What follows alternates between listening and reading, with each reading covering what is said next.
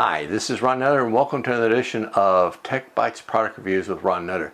Now this time I'm showing you something a little different. Now you've all seen, or a lot of you have seen, the Raspberry Pi.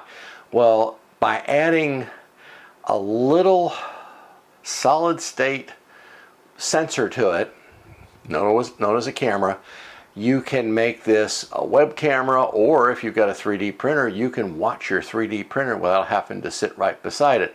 So it's a little circuit board like that. It plugs into a designated connector on the, what I'll call the rear of the Raspberry Pi, where all the connectors are, and this is a 3B, I believe it is.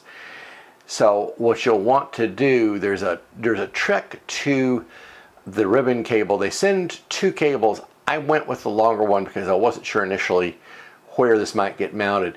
You'll want to make sure, on at least with the one I got, there was a blue label on one side of the connection. You'll see it as it comes around here on the back of the camera sensor on the far side, and then on the back of on the Raspberry Pi. That needs to face on the Raspberry Pi where all your ports are that plugs in the back.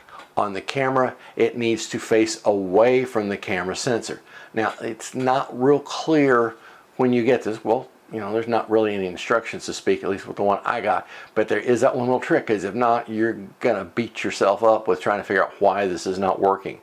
So this is something that definitely is going to add more to what you can do with the Raspberry Pi. And if you're running 3D printing and are using Octoprint, this is a supported camera. You plug it right in, and the only thing you have to worry about is flipping the image up or down or left or right, depending on how you've got the sensor oriented, and then you're set, ready to go.